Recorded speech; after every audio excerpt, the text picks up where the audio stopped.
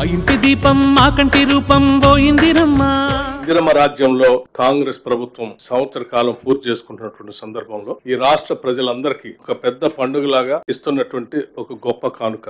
ఈ సంబరాలని కూడా ప్రజల జీవిత అవసరాలు తీర్చేటువంటి కార్యక్రమాల్లో రేవంత్ రెడ్డి గారి నాయకత్వంలో ఉన్నటువంటి యావత్ మంత్రి మండలి మొత్తం కూడా వారి అవసరాల నిమిత్తం తీసుకున్నటువంటి అనేక ప్రజా సంక్షేమ కార్యక్రమాలు, ఆ సంక్షేమ కార్యక్రమాల్లో ప్రజలు సంతోషంగా చేసుకున్నటువంటి సంబరాలు. మా హౌసింగ్ శాఖ మార్చులు శ్రీనివాస్ రెడ్డి గారు అట్లాగే శాఖ అధికారులు చెప్పినట్టుగా ప్రతి జీవికి ఒక గూడు అవసరం, అట్లాగే మనుషులకి మరీ ముఖ్యంగా అవసరం. ఇల్లు అనేది లేకుండా ఉన్నటువంటి వాళ్ళు ఉంటే వాళ్ళకి ఎంత బాధనో, అందరూ బాగుండాలని కోరుకునేటువంటి అందరికీ వాళ్ళకి కూడా అంతే బాధ. ఈ రోజు మనం చేసేటువంటి ఈ యాప్ ప్రారంభోత్సవ కార్యక్రమం రాష్ట్రంలో ఉన్నటువంటి లక్షలాది మంది ఇల్లు లేనటువంటి పేద ప్రజలకి ఇల్లు శాంక్షన్ చేసే కార్యక్రమాన్ని పెద్ద ఎత్తున లాంఛనంగా ఈ రోజు మొదలు పెడుతున్నటువంటి కార్యక్రమం. ఇది ముఖ్యమంత్రిగా ఉన్నటువంటి రేవంత్ రెడ్డి గారు ఆనాడు రాష్ట్ర కాంగ్రెస్ కమిటీ అధ్యక్షులుగా పెద్ద ఎత్తున అనేక ప్రాంతాల్లో పాదయాత్ర చేసినటువంటి సందర్భంలో కానీ, భారీ బహిరంగ సభలు ఏర్పాటు చేసినప్పుడు కానీ, అట్లాగే నేను సిఎల్పి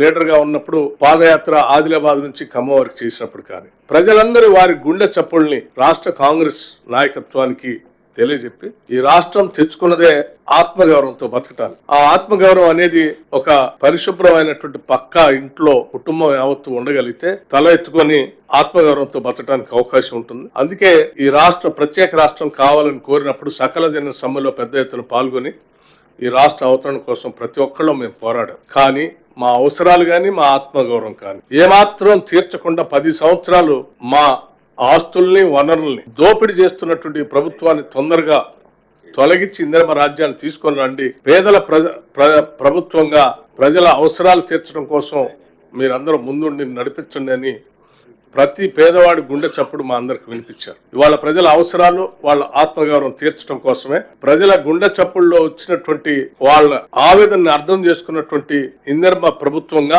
నిధులు ఎంత భారం అయినప్పటికీ కూడా ఈరోజు ఒక్కొక్క శాసనసభ నియోజకవర్గంలో 3500 ఇళ్లతో పాటు రాష్ట్ర వ్యాప్తంగా ఈరోజు చేస్తున్నటువంటి ఇళ్ల సంఖ్యకు సంబంధించినటువంటి ఆర్థిక భారం ఈ రాష్ట్ర ప్రభుత్వం పైన దాదాపు 22,500 కోట్ల రూపాయలు దీనిపైన భారం పడుతున్నప్పటికీ చాలా ధైర్యంగా ఒక ఉన్నతమైనటువంటి ఆలోచనతో ఈనాటి ప్రభుత్వం దీన్ని శాంక్షన్ చేసి ముందుకు పోతా ఉంది. నిజంగా ఈరోజు రాష్ట్రంలో ఉన్నటువంటి ఇల్లు లేని పేదవాళ్ళందరికీ పండగే. వాళ్ళ పండగతో వాళ్ళందరికీ ఇల్లు కావాలని కోరుకునే వాళ్ళందరికీ కూడా పండగే. భూమి పూజ చేసే కార్యక్రమం ఓ పండగ, గృహప్రవేశం చేపించేది ఒక పండగ.